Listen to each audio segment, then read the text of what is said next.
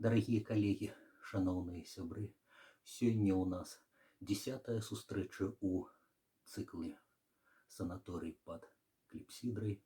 Дзякуючы ініцыятару польскаму інстытуту мы другі ўжо раз не з бібліятэкі польскага інстытута, але з маёй прыватнай бібліятэкі, так склалася па тэхнічных прычынах, гаворым пра польскую літаратуру, пра беларускія пераклады і беларускіх перакладчыкаў яе, гаворым пра найцікавейшыя дасягненні польскай літаратуры 20-го стагоддзя, да якіх, безумоўна, належыць адзін з самых вядомых польскіх пісьменнікаў у свеце. Пісьменнік перакладзены на некалькі дзесяткаў, больш чым 40 моваў, гэта відавочна. Пісьменнік, які разышоўся па свеце не проста мільённымі, а дзесяткамільённымі накладамі. Пісьменнік доўгага жыцця, працяглай не толькі біяграфіі, але і бібліяграфіі, як жартаваў калісьці Міларад Павіч. Так, у мяне няма біяграфіі, толькі бібліяграфія. Пісьменнік, які відавочна мае і жыццёвы, і творчы шлях, і кропкі узаемапранікнення. Мабыць, заганна кіравацца біяграфічнымі рэчамі і момантамі, аналізуючы тым больш літаратуру такога спецыфічнага жанру, як science-fiction, як навуковая фантастыка, у якой нібыта працаваў Станіслаў Лем, але дазвольце зрабіць акцэнт на гэтае слова «нібыта». Часам, гаворачы пра яго кнігі выключна як пра жанравую літаратуру, мы трапляем у пастку, ці не самім пісьменнікам дбайна на нас, грэшных чытачоў, пастаўленую. Вось жа вялізная планета Станіслаў Лем, якая не можа быць ахопленая ў межах кароткай размовы, таму збольшага сёння спынімся на адной мыслячай планеце, на адным, ці адной жывароднай акіянскай плазме, так трэба ў жаночым родзе, па імені Саляріс. Усё астатняе будзе неабходнымі уводзінамі ў тэму. Станіслаў Лем пражыў доўгае жыццё, ахапіўшы амаль усё 20-е стагоддзе, паспеў закрануць і пачатак 21-га. Народжаны ў 1921 у Львове, які тады называўся Львов і належаў міжваеннай Польшчы. Народжаны ў сям'і медыка, оталарынголага, і цень медыцыны будзе спадарожнічаць, пераследаваць, можна сказаць так, Лема, хоць ён з пэўнай біяграфічнай інтрыгі так і не атрымае скончанай медычнай адукацыі. Лем, які памрэ ўжо ў 2006 годзе, у 21 стагоддзе, і апошнія шмат гадоў жыцця пражыве ў польскім Кракаве. Лем, які будзе пахаваны на могілках на Сальваторы, на магіле Станіслава Лема, антычны афарызм: зрабіў, што мог, хай той, хто можа, зробіць лепей. Станіслаў Лем пачаў атрымліваць грунтоўную адукацыю ўжо ў добрай львоўскай гімназіі, пра ўзровень выкладання якой сведчыць адно. Лем слухаў лекцыі, урокі матэматыкі ў выкананні знакамітага філосафа-фенаменолага Рамана Інгартана. Я думаю, аднаго гэтага прыклада будзе дастаткова. Станіслаў Лем некалькі год адвучыўся медыцыне у Львове, але скончыць перашкодзілі падзеі другой сусветнай вайны. Тут вельмі важна сказаць пра габрэйскае паходжанне Лема. Лем гэта габрэй, які у акупаваным нацыстамі Львове перажыў Халакост. Перажыў, страціўшы большасць, вялікую колькасць сваіх блізкіх і далёкіх сваякоў, блізкіх і далёкіх сяброў. Перажыў пад з фальшывым пашпартам, пад фальшывым іменем, працуючы аўтамеханікам і зваршчыкам. Лем два самыя гарачыя моманты гэтай біяграфіі, пра што мы праз доўгія гады дазналіся. Лем трапіў у так званы турэмны пагром і мусіў выносіць з турмы забітых, а потым чакаць у чарзе проста на вуліцы свайго моманту расстрэлу, ад якога яго выратаваў цуд у выглядзе з'яўлення нямецкай здымачнай кінагрупы, што спыніла экзекуцыю, але гэта назаўсёды адклалася ў памяці Лема. У прынцыпе, потым будзе прыход саветаў у Львоў, і зразумела, быць савецкім грамадзянінам Лем не захацеў і пераехаў у больш заходнюю Польшчу. Лем, які сапраўды не скончыў не атрымаў медыцынскага дыплома, бо гэта для яго азначала б службу у войску, быццё вайсковым лекарам, а ён ад гэтага лёсу хацеў сябе пазбавіць. Лем, чыё жыццё ўжо у Кракаве, у Польшчы склалася на рэдкасць, можна сказаць, добра. Ён дэбютаваў пасля вайны яшчэ ў канцы 40-х і на пачатку 50-х гадоў. Першы перыяд творчасці Лема даследчыкі называюць утапічным. А сам Лем потым будзе з прыкрасцю і самай іроніяй казаць пра соцрэалізм, які быў відаць нават у такіх творах, як навукова-фантастычны раман «Астранаўты» альбо Магелланава «Воблака». Відаць рэч у аптымізме, у веру у чалавека, які, ідучы поруч з развіццём тэхнікі, здольны дабіцца сваёй лепшай будучыні, што, безумоўна, вельмі і вельмі укладалася ў сацыялістычныя канцэпцыі. Хоць Станіслав Лем нідзе і ні пад якім соусам не ўжыў слова камунізм.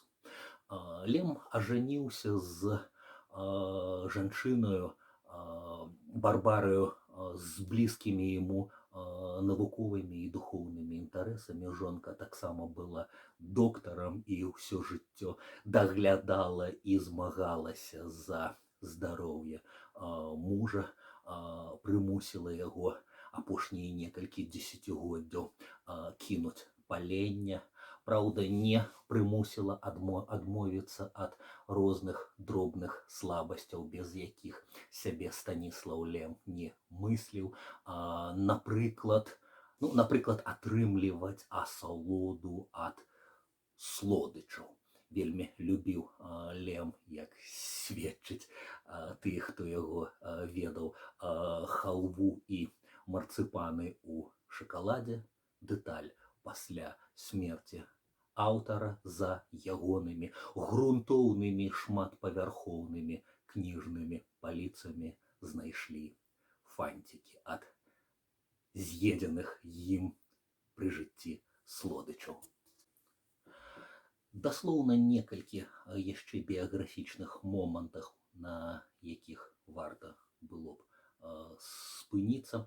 Вельмі і вельмі паспяховы пісьменнік, які нібыта не супярэчыць сістэме, тым не менш напрыканцы 50-х, на пачатку 60-х мяняе сваю канцэпцыю, і можна сказаць, што утапіста змяняе перакананы антыутапіст, крышачку наіўную аптымістычную тэорыю пазнання сусвету і кантакту ў сусвеце змяняе цвярозая, узважаная, самаіранічная, уже не датычна самога толькі Лема, але і усяго чалавецтва і яго абмежаваных магчымасцяў, тэорыя абмежаванага ці нават немагчымага кантакту у сусвеце, бо мы, дачыняючыся з іншым, дачыняемся менавіта з іншым, мову, матывацыю якога не здольныя разумець, а ён адпаведна нас. Да гэтага перыяду, да гэтай канцэпцыі належаць беларускія пераклады Станіслава Лема. Тут трэба сказаць дзякуй як мінімум двум заслужаным Лема знаўцам. Трэба сказаць дзякуй Віктару Язневічу, які шмат гадоў у Беларусі даследуе Лема, перакладчык, калекцыянер, тонкі даследчык. І трэба аддаць належнае, безумоўна, перакладчыку Анатолію Бутэвічу, дзякуючы якому аж тры кнігі, хоць мы можам капрызна сказаць, і усяго тры кнігі Лема з'явіліся па-беларуску ў розныя гады, усе у выдавецтве «Мастацкая літаратура». На пачатку 90-х прыгоды пілота Піркса, у сярэдзіне 90-х, здаецца, у 94-м у серыі, у адметнай серыі «Бібліятэка замежнай прозы» асобнае выданне рамана «Салярис», і урэшце ўжо у 21 стагоддзі, у 2001 раман «Непераможны» разам з некалькімі аповесцямі і апавяданнямі, такое сабе выбранае Лема. Дык вось, усё гэта належыць да скептычнага, цвярозага, агнастычнага, калі можна так сказаць, мы пра гэта пагаворым падрабязней, погляду Лема на свет, сусвет, космас і магчымасці з ім паразумецца.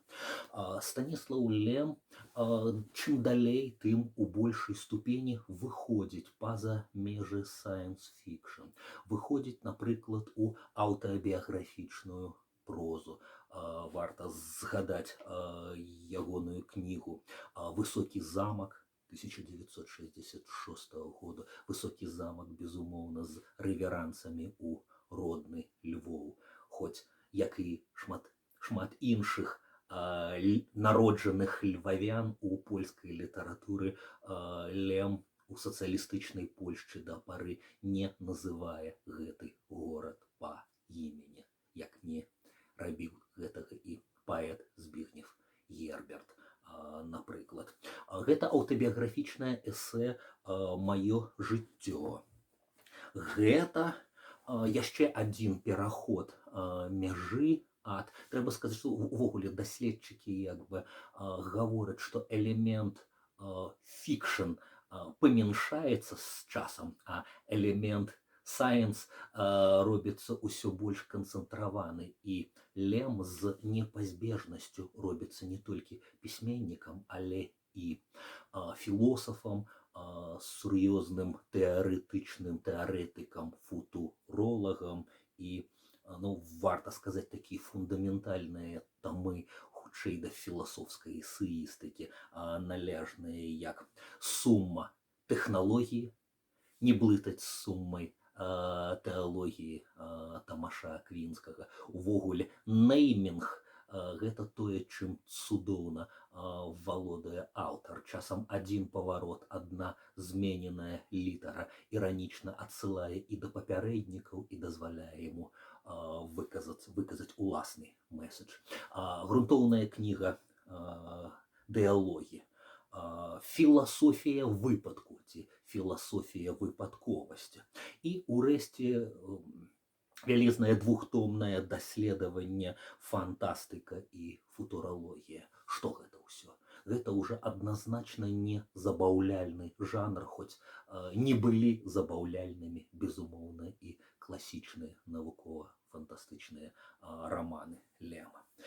Чым далей як бы Лем засвойвае такі жанры, як апокрыф, напісаўшы дзве найцікавейшыя кнігі.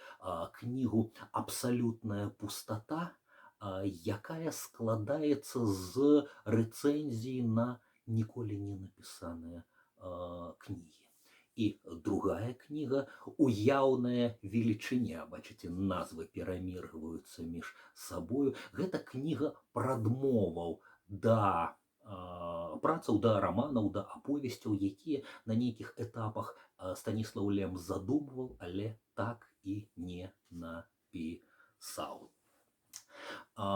Даследчыкі Лема, асабліва папулярызуючы зараз у часы, калі ўсё менш чытаюць гэтую постаць, знаходзяць дадатковыя аргументы, каб зрабіць яго больш атракцыйным, больш модным, і цягнуць за такую нітачку, што Лем, як і адзін з яго настаўнікаў Жюль Верн, з непазбежнасцю прадказвае вялікую колькасць сучасных тэхналагічных адкрыццяў, што, праўда, называючы іх сваімі неалагізмамі. Так, напрыклад, у ранняй яшчэ сваёй аптымістычнай творчасці ён гаворыць пра аптоны, дакладна апісваючы цяперашнюю тэхналогію электроннай чыталкі, букрідара, кіндла. Ранні Лем гаворыць пра лектоны, даслоўна, дакладна апісваючы тое, што мы сёння называем аўдыакнігамі. Станіслаў Лем гаворыць пра трыёны і трыёнавую бібліятэку, апісваючы нешта падазрона блізкае да сённяшняга інтэрнэту і Гугла. Станіслаў Лем прапаноўвае свае версіі сённяшніх смартфонаў, апісвае 3D друк, гаворыць пра фантаматыку, што ў прынцыпе сёння можна паставіць знак роўна віртуальная рэальнасць. Гэта, канешне, знешнія прыкметы. Што казаць па сутнасці? Часам пра адны і тыя ж глыбокія рэчы Станіслаў Лем гаворыць іранічна, самаіранічна, з дапамогай пародыі і гратэску, і тады з'яўляюцца кнігі кшталту зорных дзённікаў Іона Ціхага альбо Цыберыяда, зноўкі прывітання Сіберыядзе, альбо гаворыць непасрэдна і ў сур'ёз. І наша сённяшняя тэма «Саляріс», безумоўна, належыць да гэтага. Саляріс, які зрабіўся не толькі з адным з самых знакамітых у свеце навукова-фантастычных раманаў, але і спарадзіў цэлы мастацкі свет. Мы гаворым пра планету Саляріс нават у адрыве ад Станіслава Лема, і нават у адрыве ад ягонай кнігі гаворым пра цэлы сшчэплены клубок праблемаў і пазнейшых інтэрпрэтацый у самых розных жанрах, але папераду ідзе кінематаграфія. Але, відаць, апошняе, што ў якасці уступа варта было б сказаць, і гэта ахарактарызуе асаблівасці Лема фантаста. У нейкі момант на пачатку 70-х Станіслава Лема выбралі ганаровым сябрам амерыканскай навукова-фантастычнай асацыяцыі.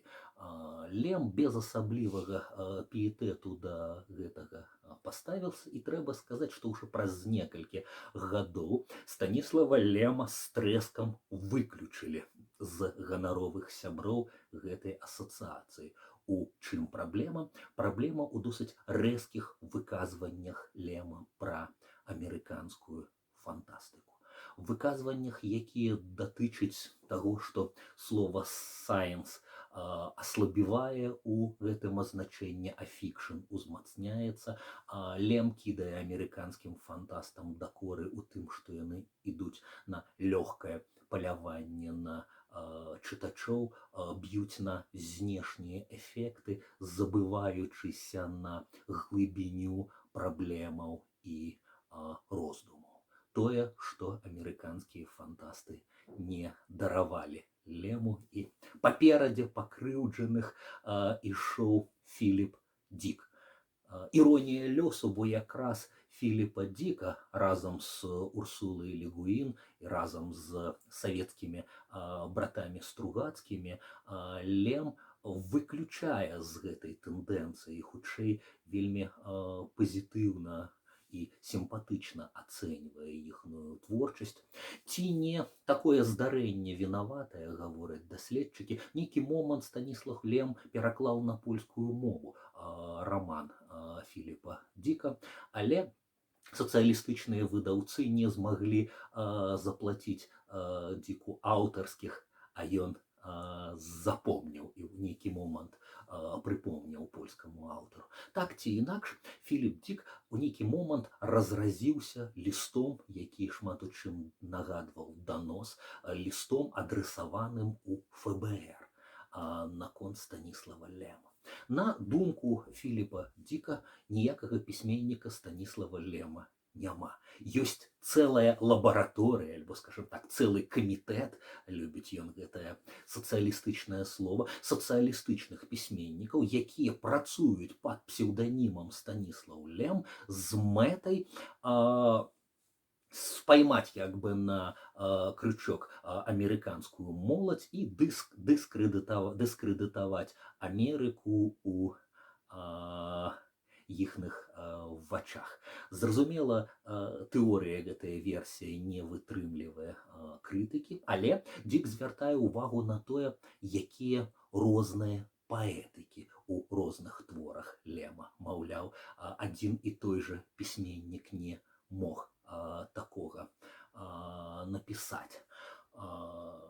Што ж, кажуць, што Філіп Дік перажываў не найлепшы перыяд, захапляўся наркотыкамі, меў светапоглядны крызіс, магчыма, гэта аўкнулася такім спосабам, але спішым гэта ўрэшце рэшт на кур'ёзы. Што важней вось гэтыя прэтэнзіі да фантастыкі як лёгкага чытва.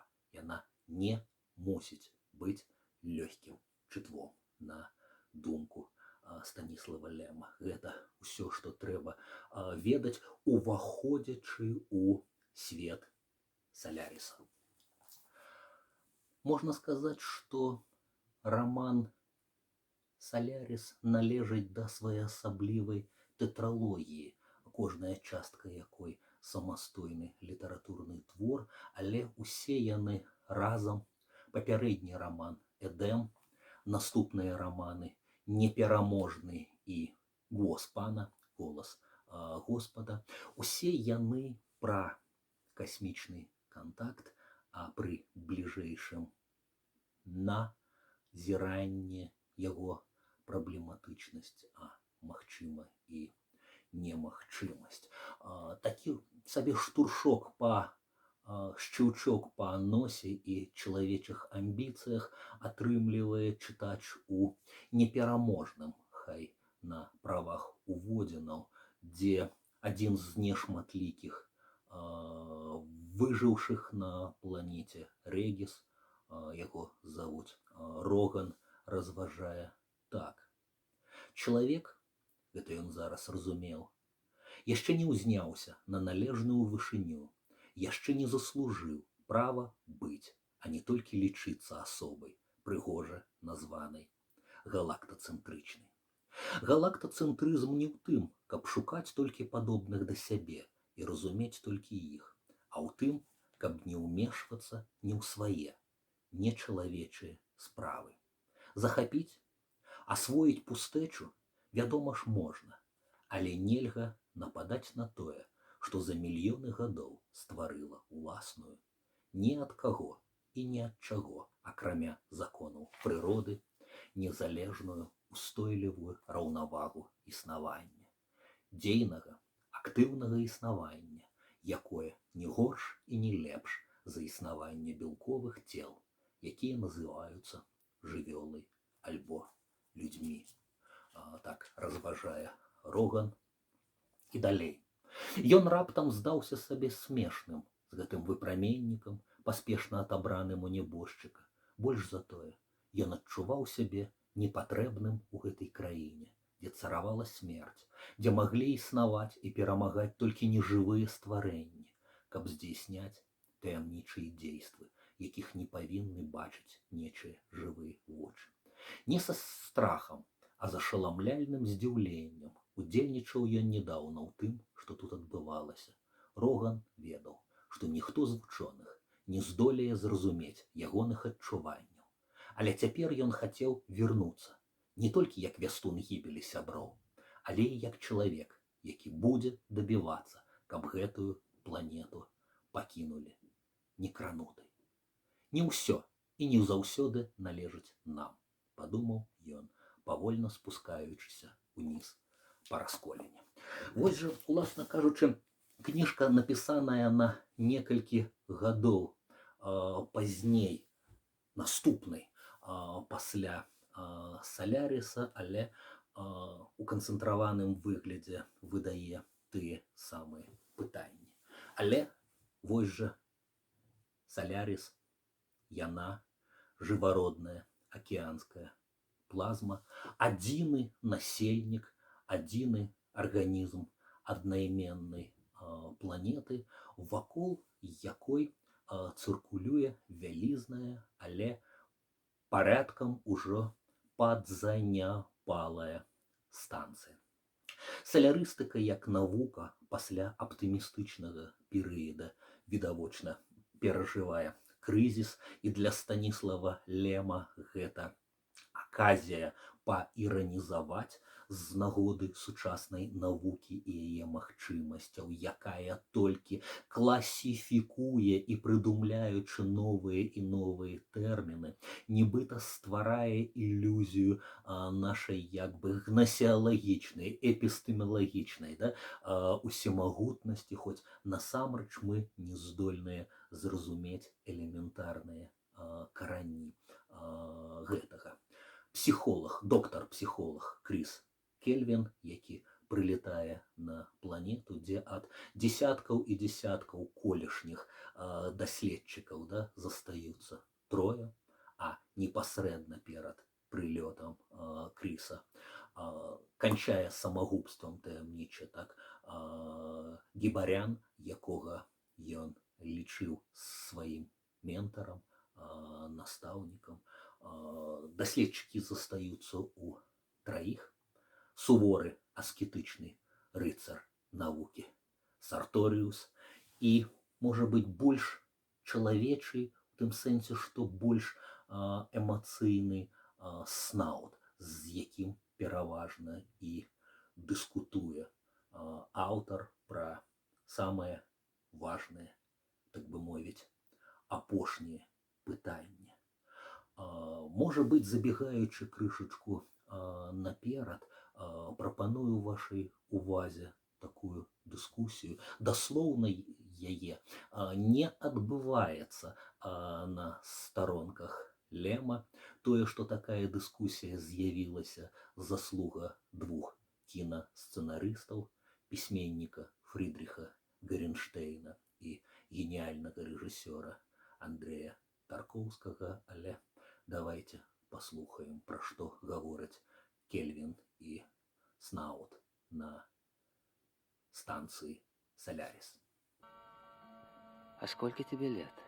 52, а что? Ты давно оттуда? Разве ты не видел моей анкеты? Видел.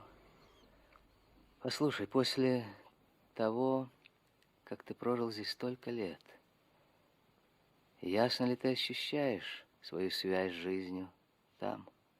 А ты любитель крайних вопросов. Боюсь, что скоро ты спросишь меня о смысле жизни. Подожди, не иронизируй. Это банальный вопрос. Когда человек счастлив, смысл жизни и прочие вечные темы его редко интересуют. Ими следует задаваться в конце жизни. А когда наступит этот конец? Мы же не знаем, вот и торопимся. А ты не торопись. Самые счастливые люди те, кто никогда не интересовался этими проклятыми вопросами. Вопрос — это всегда желание познать. А для сохранения простых человеческих истин нужны тайны. Тайны счастья, смерти, любви. Может быть, ты и прав, но попробуй не думай обо всем этом. А думать об этом все равно, что знать день своей смерти. Незнание этого дня практически делает нас бессмертными. Станіслаў Лем пісаў свой найзнакаміцейшы роман з чэрвеня 59 па чэрвень 60 у Закапане, а з'явілася кніга толькі ў 61 у другой палове 60-х у сваім павольным стылі здымаў фільм Андрэй Таркоўскі. Вынік з'явіўся у 72 годзе. За гэты час два генія паспелі не толькі пазнаёміцца, але і на павышаных тонах падыскутаваць пра творчасць і разуменне Соляриса, паспелі балюча пакрыўдзіць аднога, рассварыцца і раз'ехацца, але і кожны застаўся пры сваім, і кожны стварыў значны шэдэўр. Дамо слова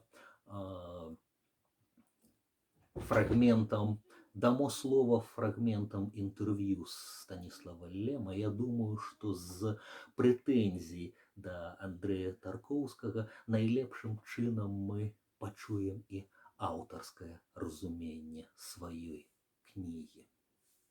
«Солярис», кажа Лем, гэта кніга, праз якую мы здорава пасварыліся з Таркоўскім. Я праседзеў 6 тыдняў у Маскве, пакуль мы спрачаліся пра тое, як рабіць фільм. Потым абазваў яго дурнем і паехаў дадому. Таркоўскі ў фільме хацеў паказаць, што космас вельмі агідны і непрыемны. А вось на зямлі цудоўна. Я ж пісаў і думаў зусім наадварот. Да гэтай экранізацыі я маю вельмі прынцыповыя прэтэнзіі. Па-першае, мне б хацелася пабачыць планету Солярис. Але, на жаль, рэжысёр пазбавіў мяне гэтай магчымасці, бо зняў камерны фільм. А па-другое, і гэта я сказаў Таркоўскаму падчас адной са сварак, ён зняў зусім не Солярис, а злачынства і пакаранне. Бо з фільма вынікае толькі тое, што гэты паскуднік Кельвин давёў бедную Хэрі да самагубства, а потым з гэтай прычыны пакутаваў на дакоры сумлення, якія ўзмацняліся з яе з'яўленнямі, прычым з'яўленнямі ў абставінах дзіўных і незразумелых. Гэты феномен чарговых з'яўленняў Хэры я выкарыстоўваў для рэалізацыі пэўнай канцэпцыі, якая ўзыходзіла ледзь не да Канта. Існуе ж Динг ан зіх, непазнавальная, рэч у сабе, другі бок, прабіцца да якога немагчыма. І гэта ў маёй прозе было абсалютна інакш увасоблена і аранжыравана. І зусім ужо жудасным было тое, што Таркоўскі ўвёў у фільм бацькоў Кельвіна. І нават нейкую ягоную цётку, а перадусім маці. А маці — гэта Расія, радзіма, зямля. Гэта мяне ўжо грунтоўна раззлавала. Былі мы ў той момант як два кані, якія цягнуць воз у розныя бакі. У маёй кнізе незвычайна важнай была сфера развагаў і пытанняў пазнавальных і эпістэмалагічных, якая шчыльна звязаная з самой сутнасцю салярыстыкі. Але, на жаль, фільм быў амаль цалкам ачышчаны ад гэтага. Лёсы людзей на станцыі, пра якіх мы дазнаемся толькі ў невялікіх эпізодах падчас чарговых наездаў камеры, яны таксама не ёсць нейкім экзістэнцыйным анекдотам, а вялікім пытаннем, што датычыць месца чалавека ў сусвеце і гэтак далей. У мяне Кельвін вырашае застацца на планеце без якой-колечы надзеі, а Таркоўскі стварыў карціну, у якой з'яўляецца нейкі востраў, а на ім домік. І калі я чую пра домік і востраў, то ледзь не выходжу з сябе ад абурэння. Той эмацыйны соус, у які Таркоўскі пагрузіў сваіх герояў, не кажучы ўжо пра тое, што ён абсалютна ампутаваў сцыентысцкі краявід і ўвёў масу дзіўнотаў, для мяне абсалютна невыносны. Вось так, зрэшты, не ідэалістычна, не заўсёды два генія, здольныя да ўзаемаразумення. Трэба сказаць, што Таркоўскі яшчэ паступіў абачліва. Ён прыйшоў да Лема у гатэль, у маскоўскі гатэль Пекін, не з сваім суаўтарам, выбуховым Фрыдріхам Гаренштейнам, а з мастацкім рэдактарам Лазарам Лазаревым, які спрабаваў згладжваць усе магчымыя вуглы і куты. Лем паводзіўся досыць дэструктыўна, Лем паводзіўся высакамерна. На заўвагу, што, можа быць, каб вам зразумець логіку аўтара, варта паглядзець хаця б адзін з папярэдніх фільмаў Таркоўскага. Лем запярэчыў, што не мае на гэтае вольнага часу. Больш за тое, потым, калі ў 74-м па польскай тэлевізіі пусцілі двухсерыйны, умоўны падзел, канешне, на серыі, двухсерыйны «Салярис» Таркоўскага, Лем вытрымаў першую серыю і меў досыць, спыніў прагляд гэтага фільма. На гэта ёсць шэраг зразумела прычын, акрамя элементарных і зразумелых аўтарскіх амбіцый. Гэта ўсё-ткі глыбокае светапогляднае разыходжанне. Хочам мы таго ці не хочам, а «Салярис» і ў версіі Лема, і ў версіі Андрэя Таркоўскага гэта пра тэалогію, гэта пра рэлігію, гэта пра Бога. Але надта ж розныя знакі у залежнасці ад свайго светапогляду расстаўляюць гэтыя аўтары. Рэч у скептыцызме, агнастыцызме з аднаго боку, хоць ён ніякім чынам не быў пазбаўлены пэўнага богашукальніцтва, можна сказаць так, да? У крывых люстэрках касмічных іншасветаў гаворка пра Лема, і, зразумела, на іншым полюсе шчыры вернік Таркоўскі, для якога сам касмічны кантакт ёсць метафарай абсалютна іншага. Таму і узаемаразуменне магчымае у фільме там, дзе яно было немагчымае у кнізе.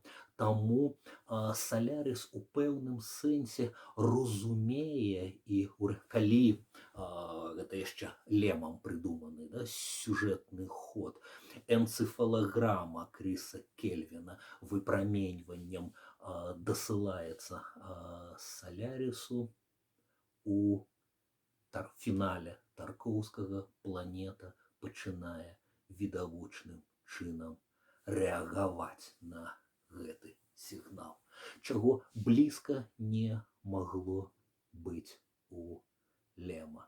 Надта ж іншым была гэтая планета. Не толькі чалавек падыходзіў да Салярис са сваімі меркамі. Снаут, здаецца, фармулюе, да, што мы не засвойваем космас, мы пашыраем сябе да ягоных межаў, і насамрэч нам трэба не спазнаць іншую логіку, нам патрэбная люстэрка, нам патрэбны адбітак сябе. Таму, уласна кажучы, Салярис такім жа чынам даследуе чалавека, але таксама не разумеючы яго. У пэўным сэнсе я скарыстаюся вельмі важнай, мне здаецца, цытатай з Лема. Маё перо прыцягваюць два супрацьлеглыя плюсы. Адзін з іх – гэта выпадковасць, другі – заканамернасць, што і арганізуе нашае жыццё. Дык вось ва ўсіх гнасеалагічных, да, пазнавальных перыпетыях з Салярисам пануюць гэтыя дзве логікі, якія дзіўным чынам ураўнаважваюцца. Выпадковасць і заканамернасць. Выпадкова, што як бы сны, падсвядомая, фрейдісцкі нейкі згустак ягонай прыроды, да, Кріса Кельвіна трапляе ў поле увагі Салярис, і ён рэагуе менавіта так, дасылаючы яму фантом, але матэрыялізаваны праз нейтрына, да, і спецыфічнае поле, ні ў чым не адрозны ад жывога чалавека, вобраз ягонай загінулай жонкі Хэрі, вобраз, які да таго ж з часам усё больш і больш ачалавечваецца. Тут якраз і пісьменнік, і кінарэжысёр адзіныя ў гэтай логіцы. Але гэта як бы выпадковасць. Заканамернасць у тым, што гэта трапляе на грунт хворага сумлення самога Кріса. Гаворка ў тым, што 10 гадоў таму ягоная жонка пакончыла з сабою, і ён адчувае сваю выразную віну. І вось за гэту нітачку цягне вернік і мараліст Андрэй Таркоўскі. Тое, што было як бы у букеце толькі адным магчымым прытокам, да, робіцца галоўным вадаёмам.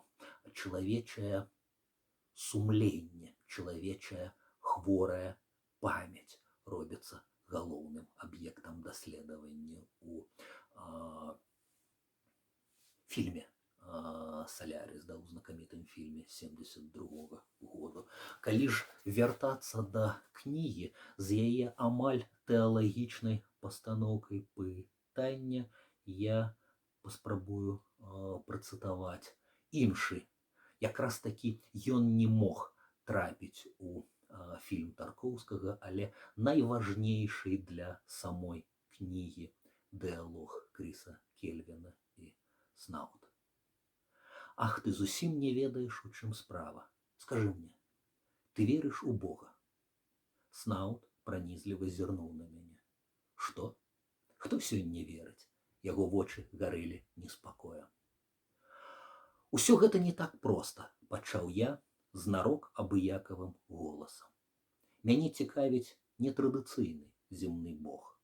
Я не надта дасведчаны ў рэлігіях, і мо нічога новага не прыдумаў. Але ты часам не ведаеш, ці існавала калі-небудзь вера ў Бога неўдачнік. Я маю на ўвазе Бога, недасканаласць якога галоўная іманентная рыса. Гэта Бог абмежаваны ў сваім усё веданні, усемагутнасці. Ён памыляецца ў прадказаннях будучыні сваіх пачынанняў, лёс якіх залежыць ад абставін і можа палохаць. Гэта Бог калека, які заўсёды прагне больш, чым можа, і не адразу разумее гэта. Бог, які сканструяваў гадзіннік, а не час, які ён паказвае. Вынайшаў сістэмы ці механізмы, што служаць пэўным мэтам, а яны перараслі гэтыя мэты і здрадзілі ім. Ён стварыў бясконцасць, якая павінна была засведчыць яго ўсемагутнасць, а стала прычынай яго поўнага паражэння. Адкуль у цябе з'явілася ідэя недасканалага Бога? Раптам спытаўся Снаут, не адводзячы позірку ад залітай святлом пустыні. Не ведаю. Яна мне здалася вельмі, вельмі праўдзівай. Разумееш, гэта адзіны Бог, якому я мог бы поверыць. Яго пакуты не адкупленне. Яны нікога не забаўляюць, нічому не служаць. Яны проста існуюць. Зразумела, што такі Бог не мог зацікавіць Таркоўскага. Затое у Салярісе Таркоўскага з'яўляецца некалькі знакавых шэдэўраў. Ягоныя персанажы цытуюць Дон Кіхота. Ягоныя персанажы разглядаюць паляўнічых на снезе Пітера Брэйгеля. У ягоным фільме 4 разы гучыць знакаміты фа-мінорны харальны прылюд Йоганна Себасціяна Баха, там, дзе інакш не вытлумачыць экзістэнцыйныя таямніцы дачынення чалавека з Богам звычайна з'яўляецца Бах.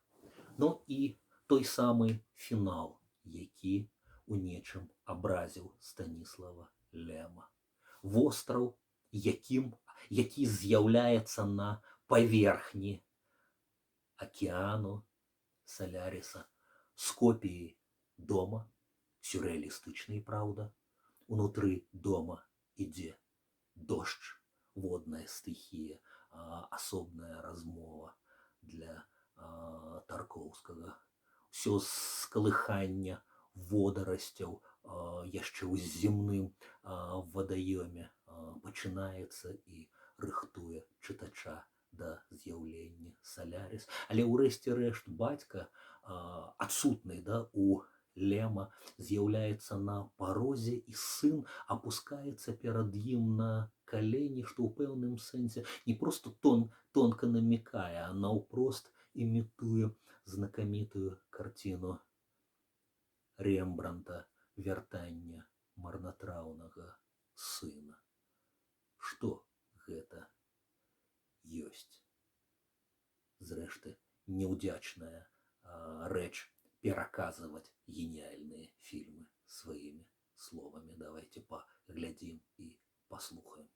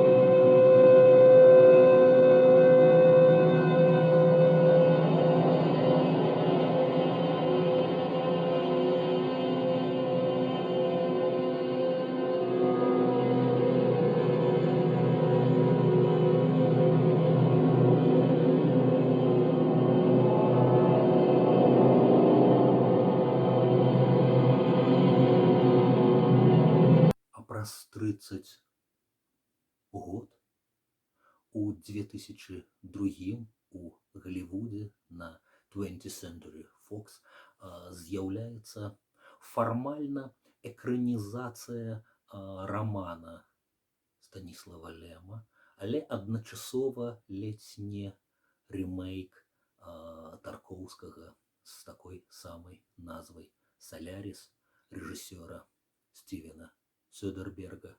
Аднаго з прадюсераў Джеймс Кэмерон, і гэтым шмат чаго сказана, з мега знакамітым Джорджам Клуні у галоўнай ролі. Фільм, які пакінуў Станіслава Лема у яшчэ большай разгубленасці. Ён глыбока ўздыхнуў і сказаў: «Я думаў, найгоршае, што можа быць, гэта версія Тарковскага». Так што, і бачце, яшчэ больш скептычна, хоць з пэўнасцю фільм дапамог вельмі некепска зарабіць знакамітаму пісьменніку, але прэтэнзіі засталіся. Што меняецца? Содерберг пакідае вельмі важны для Тарковскага земны матыў. У рамане Лема нічога не адбываецца на зямлі. Усё адбываецца альбо на самой станцыі, альбо у роздумах галоўнага героя, альбо у дыалогах астранаўтаў, альбо вельмі важны матыў праца галоўнага героя у бібліятэцы, чытанне кнігаў ідэйна дапаўняе тое, пра што пісьменнік не можа апавесці непасрэдна. Кінематаграфісты, і Тарковскі першы, і Содерберг другі, апавядаюць земную перад гісторыю персанажаў. Мы сапраўды даведваемся пра купу сваякоў, як будзе іранізаваць Лем Кріса Кельвіна, пра ягонага бацьку. Мы даведваемся пра пілота Бертона, які з'яўляецца толькі са справаздачаў у Лема, уласна кажучы, у бібліятэцы, а тут ён пастарэлы прыязджае ў госці да бацькі і сына Кельвіна, і яны разам глядзяць відэо гэтага даследавання. Мы даведваемся пра маці Кріса, я ўжо згадваў вам іранічную рэакцыю Лема, якой няма, якую відаць толькі на фотаздымку. Мы маем дзіцячыя вобразы. Мы для Тарковскага вельмі важна паказаць падвойнае аблічча зямлі, паказаць земную прыроду праз вадаём, праз вобраз сабакі, праз вобраз коня. Але увага, гэты конь стаіць у гаражы, і пачынаюцца парадоксы. Другое аблічча зямлі — гэта ўжо антрапагенныя ландшафты, гэта ўжо тое, што робяць з зямлёю людзі. Таму вельмі важны для Тарковскага эпізод доўгай езды па тунелях і эстакадах. Гэта ўсё здымалася у Токіо, усе гэтыя аўтамабільныя развязкі былі збудаваныя да Токійскай алімпіяды, і Тарковскаму падалося вельмі паказальным і важным даць полюс прыроды і даць полюс гэтай найнавейшай тэхналагічнай прысутнасці чалавека на зямлі. Содерберг дае больш простую і, можна сказаць, банальную любоўную гісторыю. Частка імёнаў персанажаў непазбежна мяняюцца, без зменаў застаецца толькі галоўны персанаж Кріс Кельвін. Гераіня з Хэрі ці Харі у Тарковскага ператвараецца у Рэю. Снаут ператвараецца ў больш вымаўляльнае для амерыканца набывае імя Сноу, зусім знікае Сарторыус. На месца Сарторыуса з'яўляецца жанчына, падвойная саступка паліткарэктнасці, доктар жанчына, па-другое, жанчына афраамерыканка Гордан, цяпер яе завуць, хоць самыя вузлавыя функцыі сюжэтныя і ідэйныя Сарторыуса яна захоўвае. Прапісваецца любоўны канфлікт.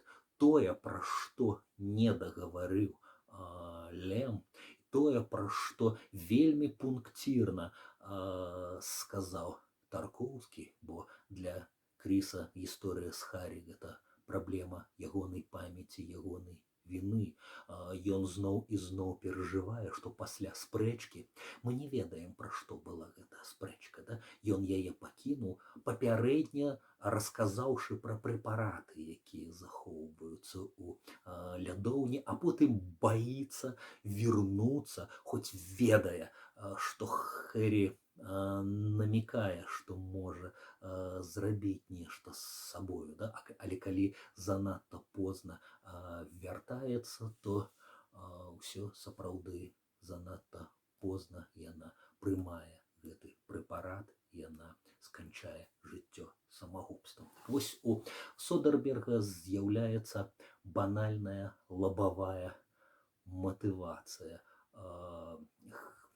Рэя не захавала дзіця, праз што і адбываецца выбух спрэчак і узаемныя крыўды, якія вядуць да непапраўнага.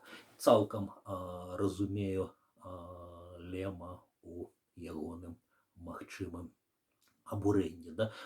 Трагедыя набывае пэўную меладраматычнасць, а з іншага боку, ці не ратуе гледача такім чынам сучасны рэжысёр, думаючы пра успрымальнасць, так, думаючы пра тое, як не ператварыць твор у шэдэўр для 5 абраных, здольных гэта ператравіць. Даследчыкі звяртаюць увагу на іншае. І тут у кожнай з версій пра Лема і скептычную ягоную версію, да, пра версію пекла, бо кантакт з вышэйшай істотай, з недасканалым Богам, як такі не адбываецца, да?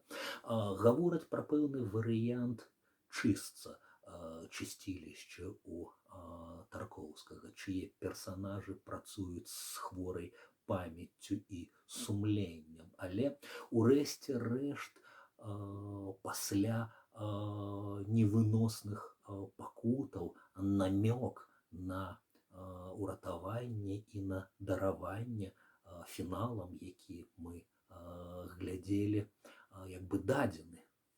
Наўпрост матыў даравання, матыў добрага Бога, які выбачае сваіх грэшнікаў, якія пакаюцца, даецца ў фільме Содерберга. Калі Кельвін Станіслава Лема застаецца на планеце, не гледзячы ні на што, терпячы фіаска і толькі сваю чалавечую мужнасць праяўляючы, ідучы да канца.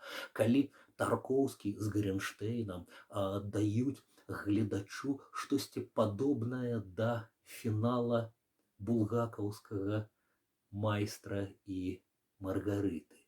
Не святло, але пакой.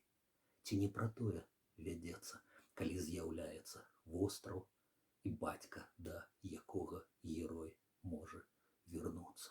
То у Содерберга паўтараецца ранні эпізод.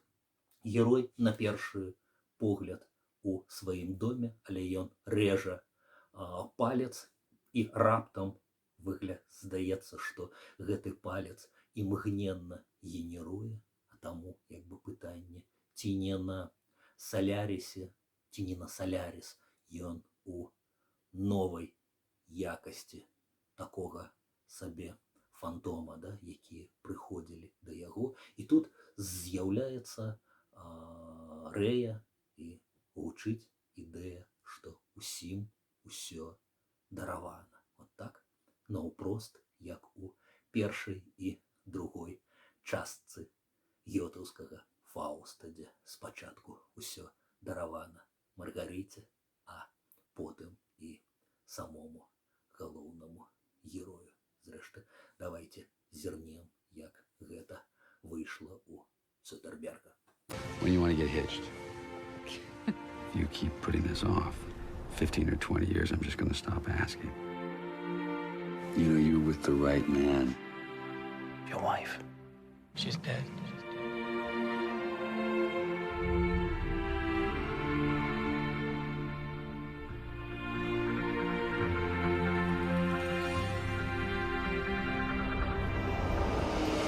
How did you get here? I love you so much. What's wrong? That's not your wife. You're dreaming her.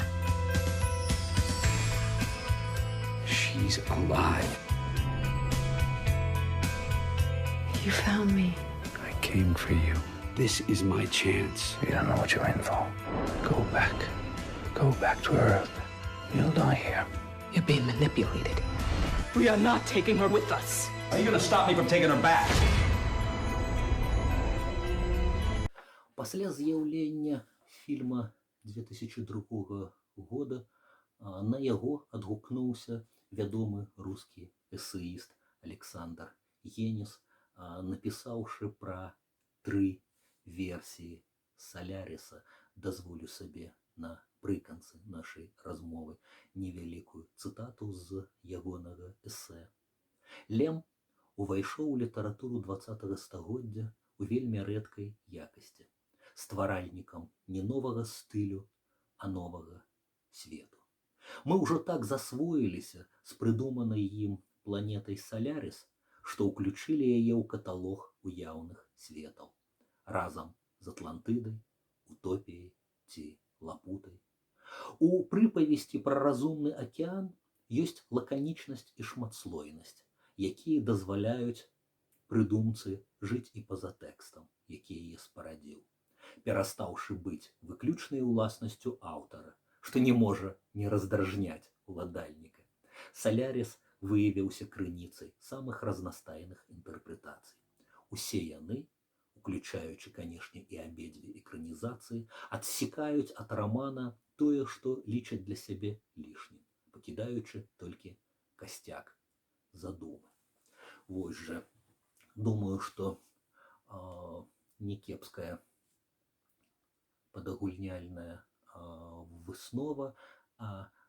Я скажу, што мы не проста пагутарылі пра Саляріс і навакольныя абставіны.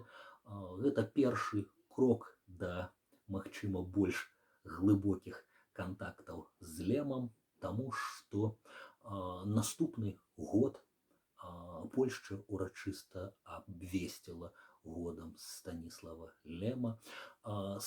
Уважліва зірніце на каментары да гэтай лекцыі. У адным з іх вы пабачыце спасылку на створаны да стагоддзя Лема сайт. Калі ласка, наведайце яго.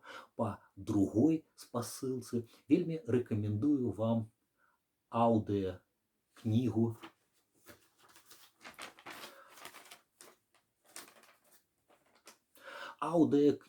ці лектон, як сказаў бы у сваёй ранняй прозе сам Станіслав Лем. Аўдыакніга пра Лема, ягоны жыццёвы і творчы шлях. Калі ласка, праявіце цікавасць і будзеце узнагароджаныя. Шчыры дзякуй за увагу, шчыры дзякуй Польскаму інстытуту, шчыры дзякуй вялікай польскай літаратуры 20-го стагоддзя і Станіславу Лему у прыватнасці. Праз тыдзень Маё месца паспяхова зойме перакладчыца і даследчыца Януша Корчака Марина Шода і пагаворыць з вами пра аднаго з сваіх улюбёных аўтараў, пра ягоныя дзіцячыя, педагагічныя, чарадзейныя творы, пра ягоную гераічную біяграфію і глыбокую мудрую творчасць. Гэта будзе праз тыдзень у наступны аўторак, традыцыйна о 17 гадзіне. Шчыры дзякуй, усяго найлепшага.